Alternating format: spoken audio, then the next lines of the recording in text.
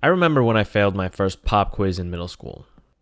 It was awful. I felt like my life was over and that there was nothing I could do to bounce back. I also remember being so socially awkward and anxious that one day my mom had to sit outside my elementary school classroom so I wouldn't burst into tears. On the other hand, I remember going into college and absolutely dominating both academically and socially, which was only possible after I figured out that all the things I was worried about when I was younger never fucking mattered at all. So if you want to know how I got from A to Z in my school mindset, sit back, relax, and welcome back to the Yap. School is a tough place, especially when it's your first time at that version of school. In fact, whenever the word first is uttered, it usually means something new, with a potentially new set of rules and regulations. My first semester of middle school was filled with new. New set of teachers, new set of kids, and a new set of pains in my ass. The same happened for me in high school. And the most extreme of the bunch has to be college, of course. But despite all the new that came with each level of schooling, there were always the same few pesky things that we all found to be anxious about. One of them, of course, being the fear of failure. The fear of failure happens in every facet of life, but school is the first real interaction with this feeling that most, if not all of us have. My first semester of middle school was particularly bad in this department since it was the first time I would be subject to this new concept of pop quizzes, also known as the worst things teachers ever came up with in history. Seriously, I hope whoever invented pop quizzes is currently being forced to listen to Jake Paul's Everyday Bro for eternity in hell. Anyway, the point is that not even halfway through my first semester in middle school, my math teacher, a grade A child-hating creepy asshole, we'll call Mr. Gerald, handed me my first ever pop quiz. Now, I had previously been warned by other students that this was the worst possible scenario. And naturally, I started shitting myself because I wasn't particularly good at math in middle school, especially not with that degenerate for a teacher. But I digress. So, one morning, Mr. Gerald told the class to take out a piece of paper and write down 2 math problems, and after we were done writing them, he gave us about 30 minutes to solve them as a pop quiz. And when I tell you, within the first 5 minutes of that quiz, my ass just froze. I was so frozen that Mr. Freeze started using me as ammo for his freeze cannon. I was so frozen that Ice Cube adopted me and called me Ice Cube Squared. I was so frozen that I was given the legal right to be king of Antarctica. Anyway, before I knew it, my 30 minutes were up, and Mr. Gerald yoinked my paper from my hands, and at this point, I didn't even remember what I had written down other than my name, and I also had no idea when I would be getting the results back. So, clearly, yeah, I was not doing well. For the rest of the day, I was just miserable, and it didn't help that pop quizzes very much impacted my grade. Anyway, a few days pass, and I get the test back. Guess what I got? No, seriously, guess. A whopping 35%. That's right. Of the 2 questions on that quiz, I had barely gotten through one of them. My teacher wasn't happy with me, my mom wasn't happy with me, and I wasn't happy with me. I don't remember if I cried because of this or not. I just remember that I was the most upset I had ever been in ages.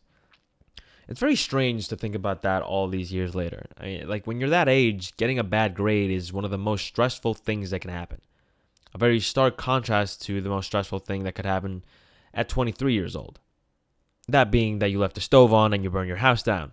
Or, I don't know. I'm not sure that's the most stressful thing. I just pulled that out of my ass. But regardless, all these years later, I've come to realize that as much as I hated that creepy bastard Mr. Gerald, I'm glad he gave me that test. And that I failed it. Because this was one of my first real glimpses of failure.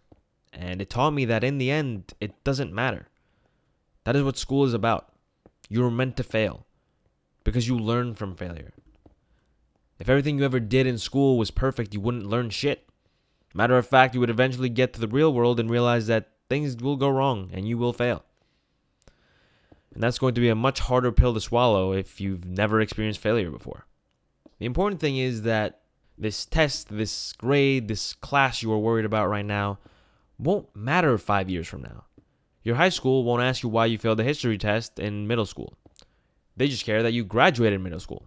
Your job won't ask you why it took you 3 tries to pass your biology class in college. All they care about is what you can do to make the money with the stupid piece of paper that your college gave you. The only thing that really matters is that you're giving school your best effort. You don't have to be a 4.0 GPA, 100% on every test and subject student. You can get B's and C's once in a while. Just don't let yourself fail completely. And what I mean by fail completely is don't give up. You can fail a test and do better on the next one. You can fail a class and take it again if you have to. As long as you get back up after you fall, nothing can stop you. Just like I did in middle school. After that 35% I got on that pop quiz, I realized that the rules had changed. I had to be more prepared on the daily. I actually had to study and pay attention. It wasn't going to whiz by like it did in elementary school.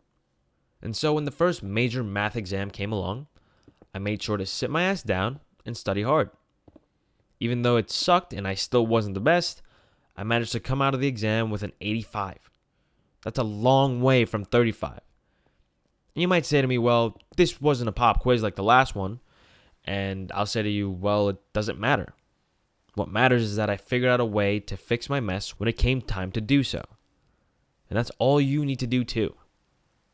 This especially reigns true in college. Everyone always says that college is harder than every previous version of schooling, which is the biggest load of bullshit I've ever heard personally. At least in the US, the favorite method of middle school and high school teachers to scare you into behaving was telling you, keep acting like that and you won't last a day in college. And it's much harder when you get there and blah, blah, blah. Yeah, fuck you. Okay, you can imagine how amused I was when I got to college and all I heard was, can I get an extension on this professor? Is there extra credit for that professor? Will you be posting the slides and the entire notes on Canvas and Blackboard, professor? Like, are you joking? This was what I was told to be afraid of. College professors that were more lenient than my elementary school teachers. Everything was the complete opposite of the high school propaganda we were fed.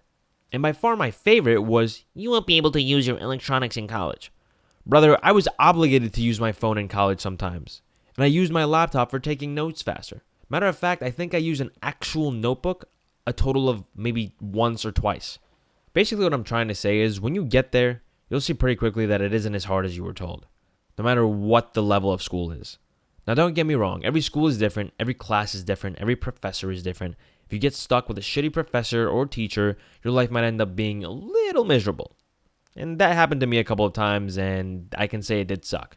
Especially in college. But hey, I figured it out and got my degree. The only real argument you can make is that the US education system is different than the one in your country. But the same rings true there. Okay, just do your best and you will figure it out. Every clock ticks at a different rate. All you need to do is figure out the tick rate. And then you'll be able to tell time just like everyone else. I hope that makes sense. I think it made more sense in my head, but whatever. I'm keeping it here. Now, I'm sure that the actual academics aren't the only things bothering you in the vast and complicated world of education. There's also the matter of your own view of yourself and socializing with people. Remember at the start of the video when I mentioned that my mother had to sit outside my classroom in elementary school? Well, yeah, that actually happened. I don't recall exactly why, but all I know is that I was so anxious to be in school around for the most part, same kids that I went to kindergarten with. I'm pretty sure I had a panic attack and that's why my mom got called in, and I don't know. I just couldn't handle the socialization in the slightest. So my mom sat there for like 2 school periods on a bench outside the classroom door where I could see her so I wouldn't start panicking again. Gotta say, my mom's a G for that one.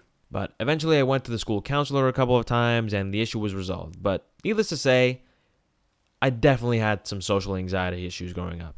The reason I'm telling you this story is to say that you are not alone. Even those of us who seem the most confident weren't always confident. And for me, I wasn't really confident until the end of high school. Until then, I was under the impression that most people thought I was a loser. I mean, hey, I was an introvert who liked video games with dreams of being a YouTuber before it was cool. In a small town with a school of 150 kids. That number is just large enough to have a popular clique in the school and just small enough to not have enough quote-unquote misfits. But I was lucky. I found my small group of misfits, few of which are my best friends in the world to this day, and for which I'm eternally grateful for. But as we all know, being part of the misfits in middle school doesn't make you cool. And I wanted to be cool. As a matter of fact, not only did I want to be cool, I always wanted to be the funny one. And let me tell you, I was the unfunniest motherfucker you had ever met. Like, I was basically known for being unfunny. Add to that to everything above, and you got yourself a recipe for, oh, here comes Nico again. Of course, I had no way of knowing exactly how people perceived me, but That didn't change the fact that I was scared that people thought I was weird, and it also didn't change how shitty it felt when not a soul laughed at my jokes for the 1300th time. Yeah, my self-confidence was definitely struggling, I'll tell you that much. But no matter what I thought or how I felt, the thing I didn't realize at that age was that nobody cares. Nobody is looking at you, not a soul. Notice up to now that I haven't mentioned once how I perceived my peers back then.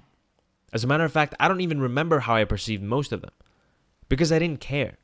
I was so worried about how others perceived me that, for the most part, I didn't even have an opinion on others. Sure, there was always this certain little shits that I hated with a dying passion, but those were mostly outliers. For the most part, my thoughts about others were just neutral. Do me a favor. Try and think of the last time you actually cared about what your classmate Jim, that you don't really talk to, does. Or think about your coworker Rebecca, whose name you barely remember. Odds are you don't give a flying fuck about either of them. Same way you don't care about them, they don't care about you. The only people you should care about in that regard are people you consider your inner circle. Your best friend, your partner, your parents, people who are worth knowing the real you. The rest are just NPCs saying, lovely weather today, and boy, I love pizza. By slowly but surely adapting that mindset in my life over the years, I started to realize that it was all in my head.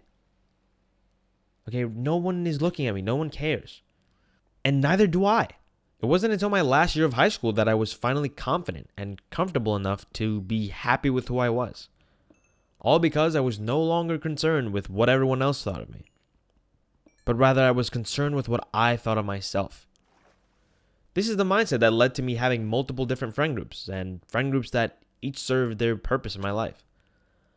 I have a friend group of my closest friends that I talk to and love talking to every day. I have a friend group of filmmakers from college who I mostly just see at college gatherings.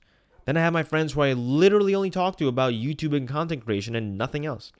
The only thing that's the same across all of those friend groups is that I've been my true, authentic self to all of them, without putting much thought into how they feel about me. I've also lost some friends this way, but that's just part of life. Some people just don't work well together, and that's totally fine.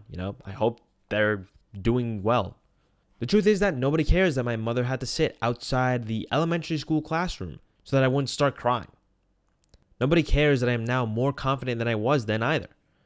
Nobody except me, the people I love, and who love me. And the same is true for the moments in your life that you're insecure about.